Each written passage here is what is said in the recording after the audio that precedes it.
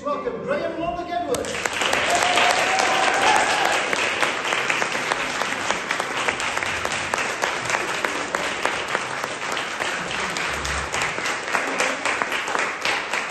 Now, first of all, we have to explain to people maybe the book's title, Monica. Now, maybe if some people don't know about the story, quickly explain, where does Monica come from? Why Monica?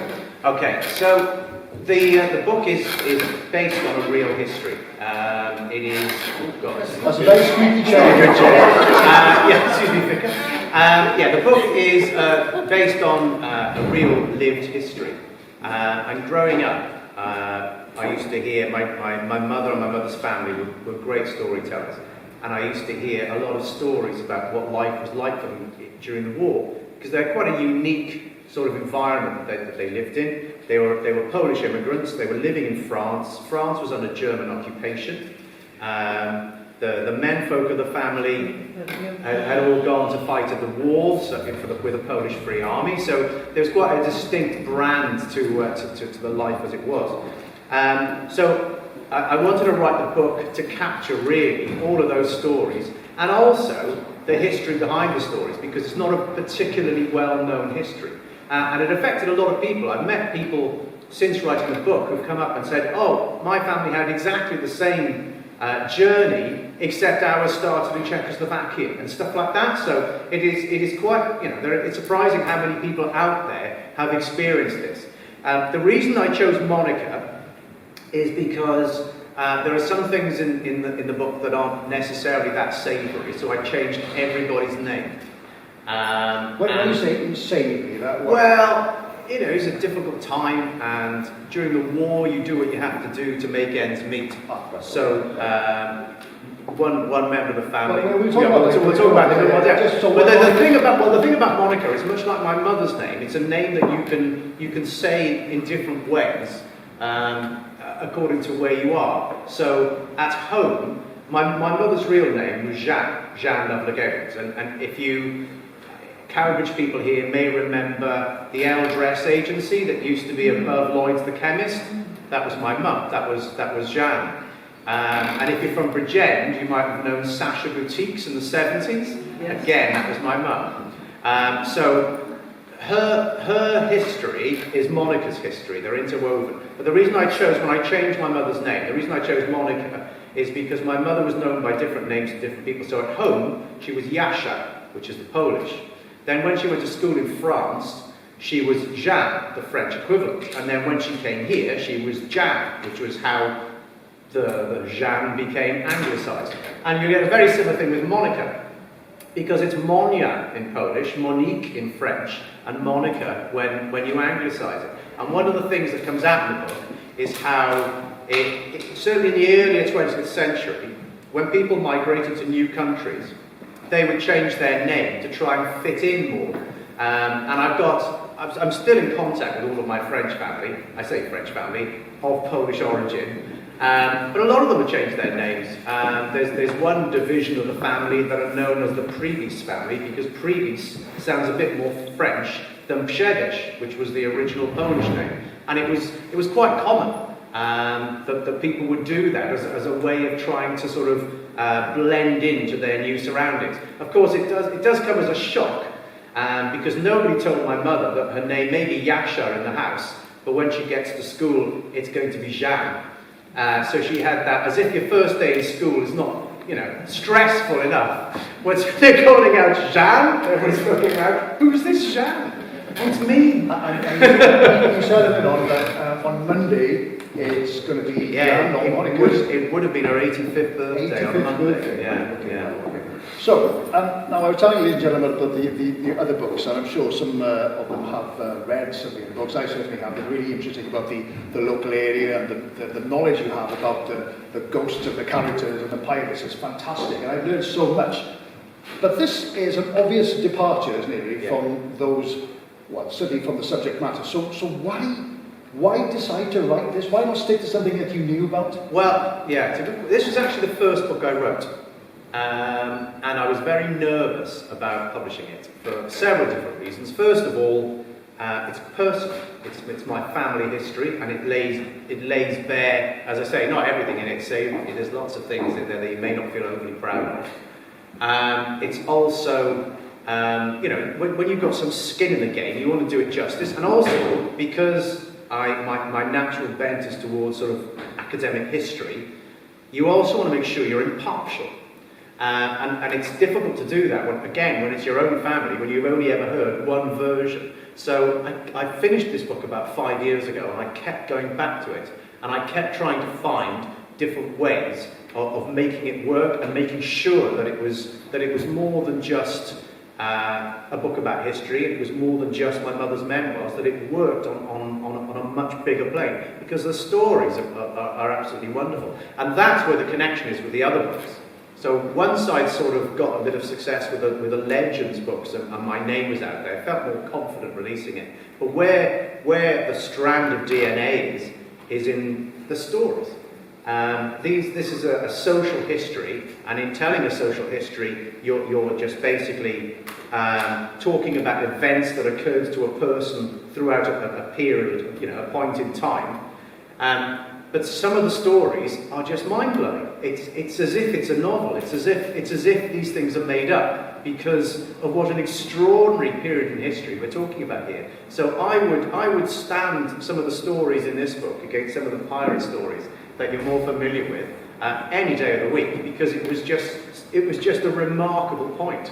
I'm sure a lot of you know the Wreckers of the Raven stories and all those fantastic ghost stories. So in which case then, was this book more difficult to write? I know you wrote it 5 years ago, but was it obviously more difficult to write because of the personal ties? Yeah, it was more difficult to write because I had some skin in the game.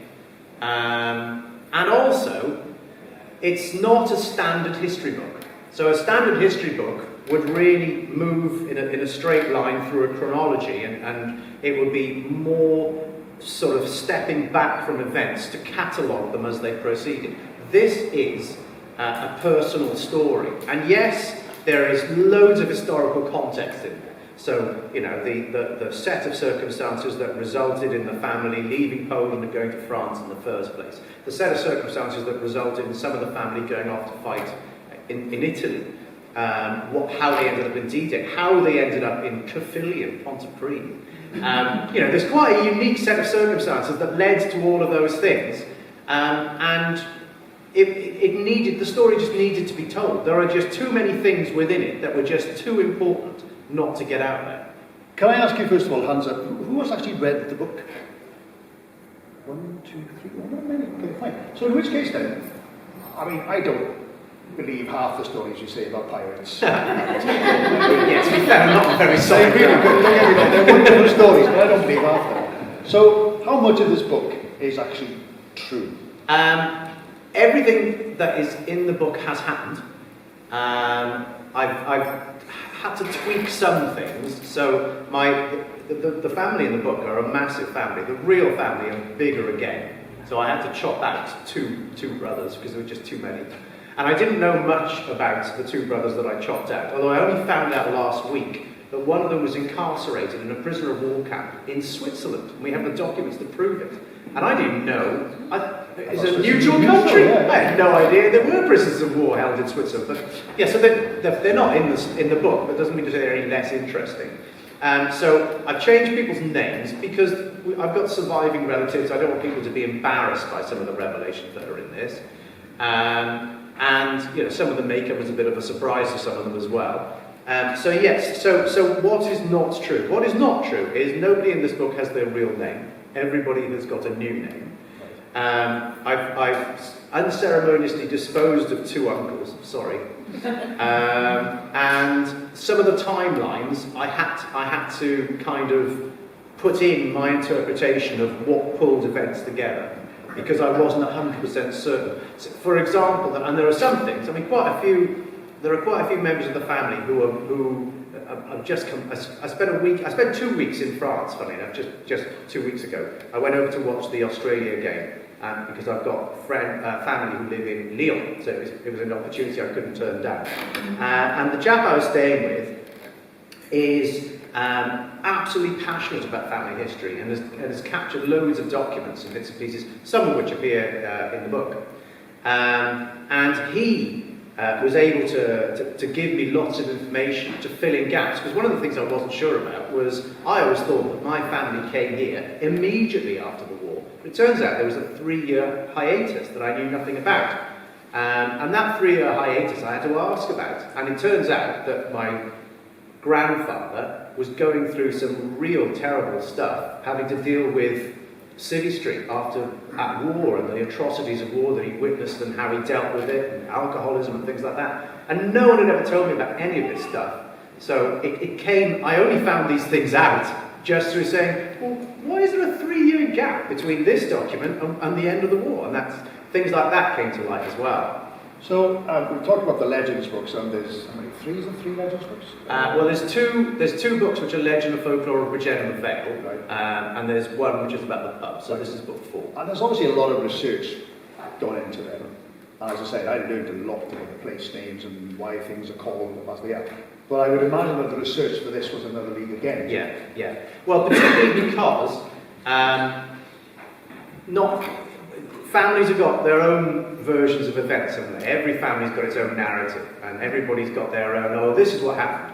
And then when you dig into it, you find, well, that's not strictly true, is it? That is not exactly what happened. So I fell down a few of those little mine shafts, so I had to dig deeper around those.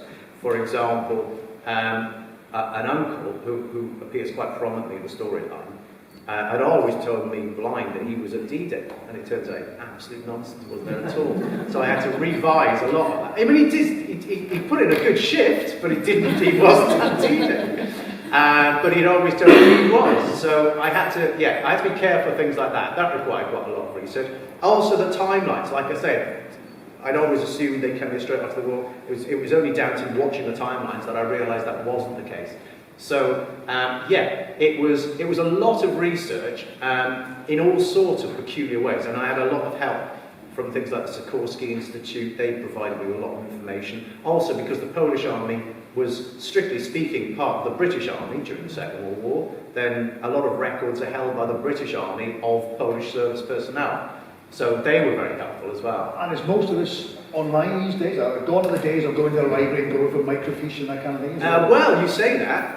No, not a lot of it is still. You have to speak. I mean, there's one woman who is based at the Sikorsky Institute who's in charge of archives, and she's not particularly good with computers. She will freely admit when you speak to her. That's where you need to go to get the information you need. And how long overall? Then you said 5 years ago you started writing the book, but you must have researched it before then as well. So yeah, well, I had the anecdotal stuff already down quite quickly. It was the factual information that adds that extra layer and brings it to life. That was what took the time. Okay.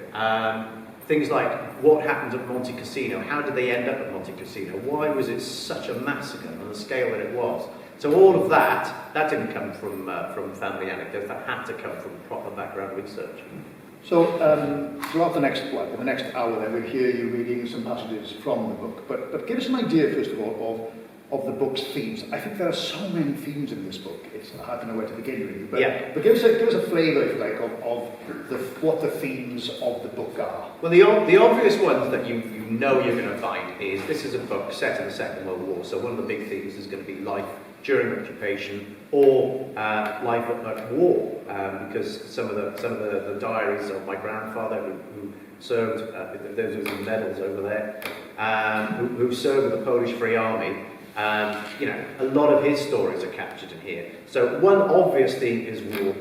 The theme that comes out most, though, and you only really get this when you dig into people's lives, is just the absolute pace of change in the 20th century and how much things changed in the last century compared to previous centuries, where everything was different. And there's a line in the book, and this is something that was actually said, and it just turned out, it was a light on moment. It turned out to be so poignant. One of the family just glibly commented once over dinner that he was born before the Wright brothers achieved flight, but he'd lived to see a man land on the moon. And if you're looking for an analogy of how fast the world changed. That is it. The book opens with the sort of circumstances that the family found themselves in after the First World War, because Poland hadn't existed for 123 years prior to the armistice. It had been partitioned. So you had one half of the country that was run by Russia, and then the other half was split between the Austro-Hungarian Empire and the Prussians. So the country didn't exist on paper, but of course the people still had their culture and their language, and they were very proud of that. That led to a really disjointed country where there wasn't very much going on. And when the country did get independence after the First World War, things were still absolutely horrific. Straight after the First World War, they went to war virtually immediately with both Czechoslovakia and the Ukraine over disputes over borders. There was abject poverty. The winters from 1917 for the next 3 years were all really, really harsh. And one of the biggest changes is, I know, we've still got a lot of work to do throughout the Western world to stamp out poverty. We still have poverty, it's still very much there. But what is different now is, back then, it was common. It was the majority of people whose lives were so impoverished that a good winter was measured by the fact that everyone survived. That was it. That was your bar. And as much as we still have poverty, what we don't have is the majority of people being in those circumstances. And if you're looking for an analogy about how much our lives have changed in that respect, when they left Poland in 1923, the reason they left was Poland and France have always had allegiances. They go back centuries. A lot of Napoleon's generals were Polish. So when France lost virtually an entire generation of men during the First World War, there was no one left to work heavy industry, the coal mines, the steel works. They were abandoned. So France turned to her old ally Poland, who they knew perfectly well what was going on in Poland, the sort of poverty I just described there, and threw their doors open and said, "Look, you're our oldest ally. If you come and if your men come to France to work in the mines, we'll give them a house. We'll educate their children. We'll give them, sanitation, a good living." So when my family left Poland in 1923, it was a family of 6. Absolutely everything that family owned fitted in that suitcase. That suitcase was dragged from southern Poland to Montceline, a town in Burgundy, a mining town in Burgundy, and absolutely everything they owned fitted in that. And I think to our lives now, where we have to declutter, we have to go on Vinted, we have to put into security. I'm not telling you tales here. I don't think it's justice. It's not justice. But when you think of the excesses that we all have in our lives now, I know for a fact that not one of my children, when they were little, they wouldn't have been able to fit all their toys in that. So again, if you're looking for how much the world has changed, that is a real level for me. Every time I think life is treating me unfairly, I look at that and I go, actually, it's not that bad, is it? Really? Get over yourself. I think as one of the themes is definitely family, the importance of family, community. The relationship between men and women has changed a heck of a lot. Yeah, absolutely. And the decision to move from Poland, the wife wasn't even consulted. She was told, we're moving to France now. There's a point in the book when one of the uncles decides he wants to join up, and that's the moment when the family realise, women now have a voice, because his wife wiped the floor with him when he said he was going to go and join up. So clearly that's the point where things change there. But and there's all sorts of things, like big changes around things like our relationship with institutions. So everybody in the family, all the men in the family, all joined the Communist Party because that's what you did. It was just seen to be the right thing to do. If you worked in a mining community and you wanted to better your life, you joined a political party. Well, I know people still join political parties, but nothing like to the same degree. But for them, they were passionate about it. They went to fight in the Spanish Civil War as well, because it was like the left-wing kind of mantle to stand behind. And also institutions like religion. The church was like breathing. There was no option of not going to church. Everybody just went to church. And when Pavel turned 16 and he said, "Oh, I don't want to go to church anymore," slap across the back of the head, "You are going to church." But again, completely gone. So we sort of lost our connection with institutions. Institutions don't seem to matter to us so much as they used to. By the way, I'm not saying whether any of this is good or bad. It is just so how vast. When you think about, this is why it blew my mind. Because obviously we've all shared space and time with grandparents. In most cases, I'm guessing they're not still around. But most of us have shared time and space with our grandparents and therefore thought that their lives can't be that different from ours, because I remember us all sitting around the dinner table together and all talking together. But the truth is that their lives, compared to the lives that we have now, are borderline unrecognisable. I know the Spanish Civil War is still not talked about. I mean, I've just come back from Barcelona and Catalonia, and they still don't talk about the Spanish Civil War because it's still a bit sensitive. Absolutely. And one final theme before we hear some passages is the treatment of immigrants. I presume. I mean, it hasn't really changed that much, maybe. No. Well, the thing is, we've been moving from country to country since the dawn of time. It's not a new concept. I think what was particularly noticeable with the family is the way the French welcomed the Poles in is they basically created what we might refer to as a ghetto, if you like. They put them all together in one village. A ghetto, when you hear a ghetto, you just automatically envisage living cheek by jowl with rat-ridden streets and stuff. It's not. It's a very pleasant little village, but nonetheless, all the Poles were put together. And there was a Polish priest, there were Polish teachers, the people at the mine had learned to speak Polish. You had entire shifts who were Polish working at the mine. So they they embraced them in a very, strange way when you think about it. They're in France, but they're within little Poland within France. But the other thing was, and this goes back to the name changing stuff, is the stuff that they did to be French. I mean, my grandfather bucked the trend because he never learned to speak a word of French while he lived in France. He only learned to speak French when he'd gone to the Spanish Civil War because everyone else in his company was French. So he had to learn French, otherwise he wouldn't have understood a word that was being said by his brothers in arms. But the whole time he was in France, he chose not to speak a word of French. Before we hear the first passage being read, you went to the suitcase.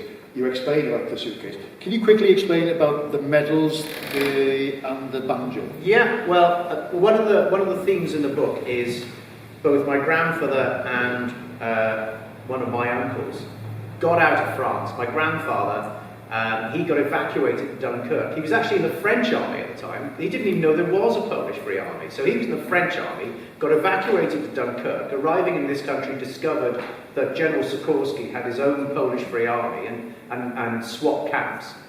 The other one, he was also in the French army, but he got demobbed and sent home. And when he got home and discovered that my grandfather was now stationed in Edinburgh, he wanted to go and join him, but of course it was impossible because between France and Britain, there were German boats making sure people weren't making that trip out. But you could go to Africa because of France's colonies in places like Morocco. So they managed to jump ship, managed to get themselves down into Africa and walked all the way to Libya. So they could get stuck in and join up with what was then the Carpathian Brigade, who were the Poles that got released once Stalin had changed sides. Because don't forget, when Poland was invaded in 1939, it wasn't just Hitler, it was also Stalin.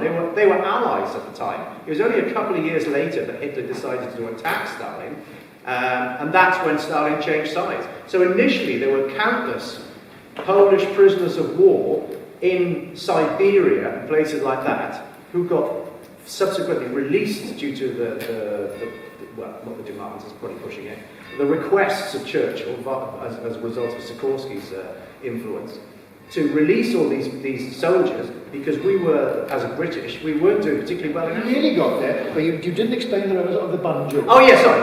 Yes. Before you read. Oh, yeah, I forgot about that. So yeah, the medals, those are my grandfather's medals for the various campaigns that he fought in. So he was in North Africa, he was in Italy, Sicily and Italy, he was at D-Day, he was there for the liberation of Holland, and went straight through to all the way to Berlin. So those were his medals.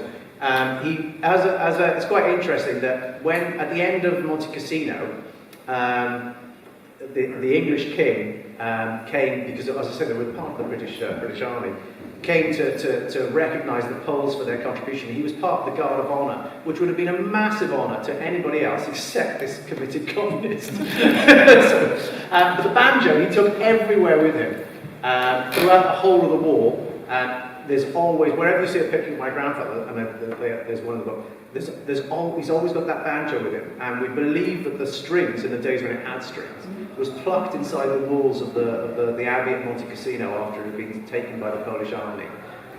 So yeah, those are some very much him mementos there. Okay, now, as I say, I mean, German occupation is a big theme in the book, so you're going to read the first passage, I think. Yeah. There's quite a bit of humour in this book as well, isn't it? Yeah, and this is why I chose this particular passage. It's very, listening to what I'm saying, you might think, well, gosh, this book's quite miserable. It's not miserable. It's a life, and a proper life has moments of joy as well as moments of sadness. I chose this particular passage because it just goes to show that even in those really dark moments, there are moments of humour and joy. And the whole book is written in the first person. So when you read the book, you're listening to Monica speaking to you. And of course, Monica, as I said before, is Jeanne, my mother. She was a little girl, and Anetka, my grandfather's sister, was, as we say in Wales, a bit of a girl. And she would go with it, well, anyone really, as long as we could get some food or drink or something out of the relationship. And that included German soldiers. And bear in mind what I said earlier about Poland had been split between the Austro-Hungarian Empire and the Prussians. It meant that everyone who was born in Poland in that time spoke fluent German. So she was very popular with the German soldiers. But this is the outcome of one particular occasion after she'd had some gentlemen visitors. So Anetka's flirtations also made it possible for me to wake up one morning to discover that I was the hero of the village. I didn't have much in the way of toys when I was growing up. They were expensive, hard to come by, and not really our biggest priority. I did have a few wooden toys, which my great-grandfather Joseph had carved for me with his pocket knife, and a few which my father had bought for me before going off to fight in the war. But by far my favourite was a little blue and red metal tricycle. Misha, who was an uncle, brought home one day. He'd done a bit of work for a local farmer, spotted it gathering dust in the corner of a barn. The thing was ancient, having once belonged to the farmer's son, who was now grown up, but I didn't care. I thought it was amazing. I used to hurtle around on it, up and down the paths in our garden, and along the pavements in front of our house, and I would feel like I was the queen of speed. It was, however, a frequent source of beatings from my mother. I was always forgetting to put it away once I'd finished playing with it. It was supposed to be kept in the cellar, out of the way, not cluttering up the garden path. Sometimes, if it was getting dark, I would simply forget to put it away. On just such an occasion one evening, a couple of German soldiers had stopped by the house to chat over a cigarette with Anetka. It really was nothing more than that. Whatever it was Anetka used to get up to, she never got up to it in the house. When the time came for Anetka to return indoors, the soldiers set off on their way to continue with their patrol. But after taking no more than 1 or 2 paces, there was a cry, a crash, and what I can only assume to be some choice German swear words. One of the soldiers had accidentally stepped on the tricycle, and his weight had sent it shooting out from under his foot, sending him flying through the air and down the steps of our cellar, where he'd landed awkwardly and painfully on his back. He had also managed to break one of his legs in the process. The shouting and swearing brought people running out of their houses to see what the commotion was. Between them, they managed to lift the German casualty of war to the top of the stairs, every now and then giving a surreptitious nudge to his broken leg. After a while, a military ambulance came and took him away. I was fast asleep through all of this, so when I woke the following morning, I was blissfully unaware that my beloved tricycle was smashed to pieces. But over breakfast, it was all anybody could talk about. And the gravity of what had happened only really just started to sink in as I walked to school. Normally that walk was quite uneventful. I would skip along the pavement, singing to myself or role-playing some game in my head. But on this day, I was absolutely dumbfounded to find everybody I passed smiling at me. Most of them even clapped or cheered. Total strangers were coming up to me and giving me sweets or money. In school, all the teachers had heard that I was the little girl who put a German soldier in hospital with my tactical placement of my tricycle at the top of the stairs to the cellar. All day long, they were coming to me to congratulate me and to say, well done. Then when I got home, there was a crowd waiting for me with a brand new shiny tricycle that the people of the village had clubbed together to buy for me. I was the hero of Les Bourgeois.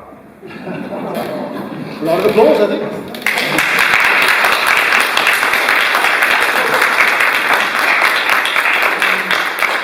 When I read the book, the thing that struck me, one of the things that struck me was so many characters.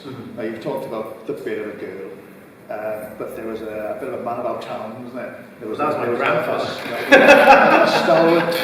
A stalwart family man. Yeah. There was a collaborator. Yeah. You know, so I'm sure there are quite a few more. As you said, you've sort of had to leave out. Yeah. But that's one of the strengths of this book, I think, is you follow not just Monica's story, but all her story, really. Yeah, and you have to really to make sense of it all. It reads more like a novel than a history book, because you've got to follow everyone's journey for it to make sense where they end up and how they end up the way they do. And yeah, it is, and this is another reason why I culled off a couple of brothers, is because it could have got too complicated if I'd left everyone in, particularly as I didn't have many stories like the one that I didn't include. But there were, and there still are, gosh, the family is still going. There are some incredible characters, and they all played their part. Whether it's the, as you say, the stalwart, the big strong man who doesn't say very much but steps up when he needs to. The banjo player who was always there at the end of a wedding, playing folk songs for people to sing along to.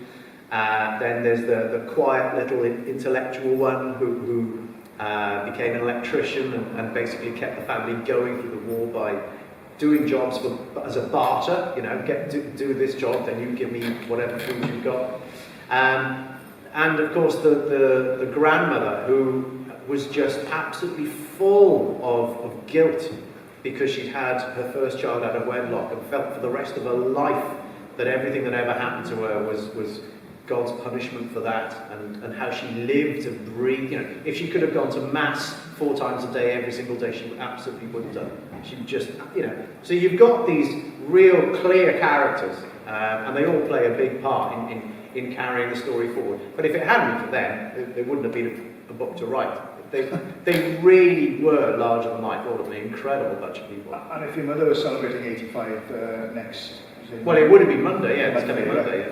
Would she have read the book? Yes, she'd have been quite chuffed. Would she have approved? She liked attention, my mum. She'd have enjoyed it. Is that right, Max? I've read the book. Thank you, Graham, for writing it. I knew your mum over many years, but mostly on a social level. I really didn't know her in any great depth. Reading the book has given me an understanding of the woman I knew as Jeanne. So thank you for that. Oh, thank you very much. Thank you. Yeah. Thank you, Mother-in-law. Thank you very much. Before we move on to the next passage, again, being Welsh, yeah. I could see a lot of themes that were quite similar to the Polish way of thinking, I suppose, with regards to being proud, the hiraeth, as we say in Welsh, the music. Miserable songs. Miserable songs. One big thing is when we're really happy, whether we're Polish or Welsh, when we're at our happiest, tell me about we it. sing miserable songs. Mawanu is a beautiful song, but it's musical as well. Whereas Mawanu in Welsh is Gwrawd Chechiniaja in Polish. And it's always, at the end of a wedding, it always comes out. But there's a real strong thing of being proud Yeah. to be Polish first, isn't Yeah, it? yeah. most Welsh. Yeah, absolutely. And for the same reason, because they were terrified of losing who they were, their identity, because of partitioning of 123 years of not existing, not having a place on a map they could point to and say that's our country. They compared themselves to the Israelites of the Old Testament, if you like.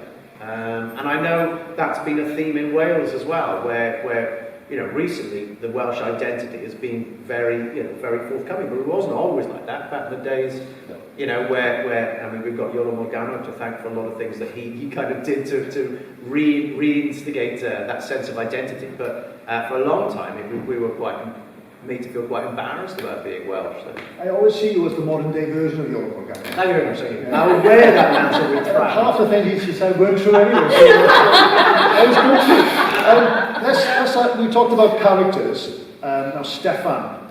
Yeah. In the book. Yeah. Explain who he was and maybe read the passage. Yes. Well, Stefan is very much based on my grandfather, and he had the choice at the end of the war. The choice was go back to France. For whatever reason, I have no idea why. He just didn't like France. I honestly don't understand why. If you ever saw the place they lived, it was beautiful. I mean, it was a mining village, so there were mines. But once you got a mile past the mines, it was beautiful countryside. The Charolais in France was beautiful. But he never liked it for whatever reason. So he was go back to France. You could go to Poland, but everyone could see by then what was going to happen in Poland, so they weren't up for that. Or because he was a miner, and therefore there was a shortage of miners in South Wales at that point, because we, after the Second World War, had been through what the French had been through in the First. So we were missing people to work in pits as well. So it was, well, because you're a miner, we desperately need miners in South Wales. Go and live and work in South Wales. So that's what he did. But he had his demons to wrestle with. He lost some very close friends during the war. When he came here by himself. He settled by himself. All of everything that was familiar to him, all the people that he was closest to, chose to go back to France. And they all thought he was going to do the same. They all thought, oh, he's not going to stick this out. He's being a bit awkward, but he'll see sense and he'll come back to France. And he just never did. And he kind of had a point to prove because he was quite obstinate. So he became an alcoholic for a while, and that nearly cost him everything. And the next passage I want to read is what brought him round. Now, put it into context, he wasn't like cured overnight, it wasn't an epiphany. But the thing that made him realise that he needed to sort his life out, he needed to stop drinking, he needed to think about his family, he needed to get his family over to this country, be united with them, was a terrible tragedy. And it led to possibly the Welshest reason for wanting to live in Wales you've ever heard. Bear in mind, this is a man who carried a banjo with him everywhere, so he was a musician. So there was an accident. He used to work in Singenid, which is a mine which is synonymous with accidents. It wasn't on the scale of the one that's famous, but nonetheless, it was a pretty severe one. And he found himself caught, because the seam in the coal faces in Wales is very narrow, and people have to work on their backs or on their bellies to get in. So what had happened was he was in the seam, but there had been a fall behind him, so he was completely cut off. He was in a passage with no light, and if you've ever, we all think we know darkness, but if you ever go to a big pit, or if you've ever worked underground yourself, you know there is no darkness like a mine. That is proper darkness. There is no light source at all. So he was in total blackness. He couldn't afford to waste the battery on his light, because he didn't know how long he was going to be there, and if he might need it for a rescue. And he didn't even know if he was going to get rescued, but he finally was.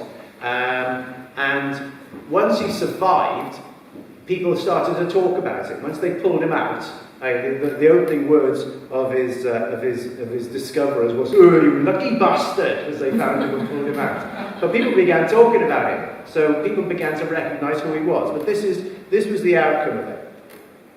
So the weight of the fall had crushed the two men behind him, and both were killed instantly. It also cut my father off from any escape route.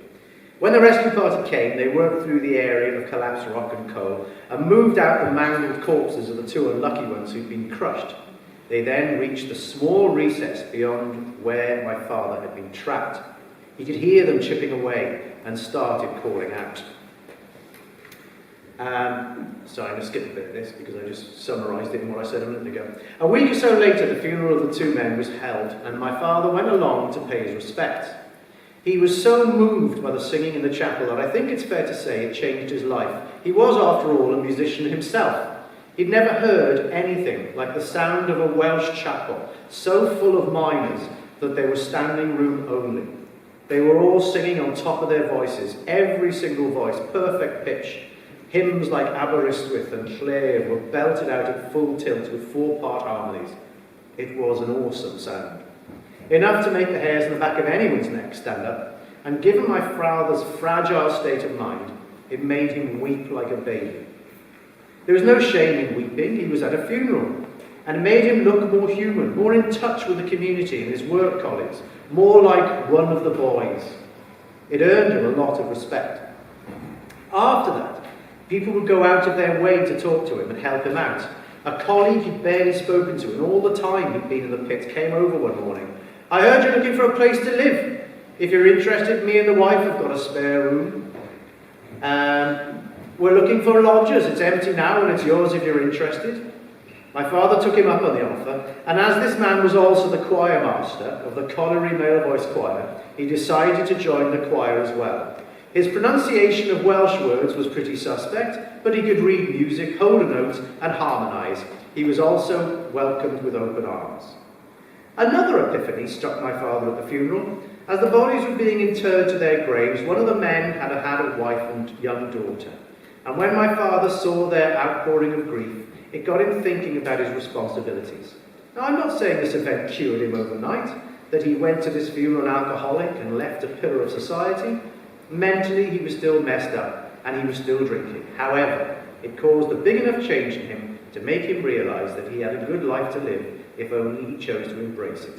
Big enough to convince him to come to the baptism in France after all, which is where the return leg begins. Good, yeah, excellent. I mean, I can attest to that.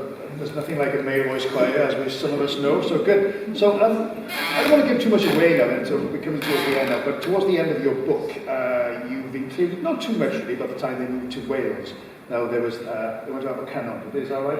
Yeah. So, again, you might as well pick up the book again. There's a lovely... this is my favourite. Quite a telling book. You might not be familiar with Abercynon, but I haven't been there for years. But obviously, in those days, it was probably quite great, I would think. Well, I'll tell you exactly what they thought. So, basically, my father, what had happened was that they'd been trying to get my father to come back to France, and there was a family baptism. They thought this is a great opportunity. If we can get him to come to the baptism, we can work on him and get him to stay. It didn't quite pan out as expected. He ended up going back, but he was going back with his wife and daughter, and with the blessing of the family, and with the offer of some loans of money and things like that. So he was in a very, very different place. So he sent travel documents to my grandmother to bring herself and my mother over, with instructions on how to get from Morcelini to Abercynon, which is where his digs were. Now, this is not long after the war. So it wasn't still plain sailing to travel across Europe, nothing like we experience now. So this time my father was true to her word. Within a few weeks, the paperwork and travel documents had been completed and sent to us. We were moving to Wales. The penny had still not really dropped with me, but with everyone repeating the main thing is that you're all together as a family, after a while I came to believe it. Our travel documents arrived with a note laying out a list of directions of how exactly to reach him. At the time, he was still living in the choir master's spare room, in a small village called Abercynon, at the head of the Cynon Valley, where the Cynon River meets the Taff. That was going to be our home until we could afford something better. His instructions were very thorough. Jacob drove us to the station at Chalon-sur-Saône, where we caught a train to Paris-Gare de Lyon. At Paris, we had to get on a bus to get across the city to Gare du Nord, then catch another train onto the Calais ferry terminal. We caught a ferry from Calais to Dover and a train on to London, and so far, so good. But things started to get a bit more complicated when we got to London Paddington. My father's directions were a little hazy on exactly which train we need to catch to get us to Abercynon, and although neither my mother nor I had ever spoken a word of English in our lives, we found ourselves needing to ask a conductor for help. In her best pidgin English, my mother managed, "Where is the train for?" and then she paused. She couldn't speak English, let alone pronounce a Welsh place name. She tried her best and took another run at it. "Where is the train for Abercynon?" The conductor, a proper Cockney, contracted his face into a tight, confused frown. "What?" he asked. "The train for Abercynon." My mother persisted. He held out his hand, beckoning to look at the note she was reading from. Taking it, he laughed out loud. "Oh, you mean Abercynon!" I was to find out soon enough that this was just as wrong as what my mother had said. "You want to change your Cardiff, love? Platform 6, about 20 minutes. She looked at him blankly. The glazed eyes told him that his instructions had not sunk in. He got out his pen and wrote a number 6 on my father's instructions and pointed in the general direction of the platform. "Ah," my mother said, "thank you." And off we trotted with our trolley teetering with suitcases and bags. We arrived in Abercynon under the cover of night, so we could not really get much of an idea of our surroundings, and managed to struggle with all our bags to the house where my father lived. The door was opened by a warm, homely lady with a beaming smile, Mrs. Elsie Jenkins. She was my father's landlady, the wife of Delwyn, the choir master, or Win the Hymn, as he was known locally. She knew exactly who we were, and immediately called her husband and my father to greet us and help us with our bags. She sat us by the fire, which was glowing in the grate, made us both a sandwich, my mother a cup of tea and me a mug of hot milk. It was so welcoming. My favourite memory of those early years in Wales was that first night with the Jenkinses. They had lost a son during the war. He'd been killed in action while serving with the South Wales Board in North Africa, so now it was just the two of them. They had a photo of him in uniform on the mantelpiece, next to his medals, mounted on a plaque. They were so kind and lovely. It seemed so unfair that they should be deprived of a son, when they clearly must have made such loving parents. At least having a little girl in the house was something they could relish for a while. The next day I got to see Abercynon for the first time. It was something of a culture shock. As I think I've mentioned before, where we lived in France was quite a pretty little village. It had wide, tree-lined streets, houses with big gardens. We had woods, fields, and countryside all around us. The sun frequently shone brightly in a pale blue sky, and the air was always full of birdsong, insects, and colour. The Cynon Valley of 1948 could not have been further removed from that. There were houses and collieries everywhere, and the houses didn't have gardens to the front. Your door just opened straight onto the street. There didn't seem to be any open spaces at all at first. It was the greyest place I ever seen in my life. The sky, the houses and buildings, the roads, the streets, the trees, the rivers, even the complexions of the locals, everything everywhere was just different shades of grey. It was quite extraordinary. That was the first baptism of South Wales. I think you might find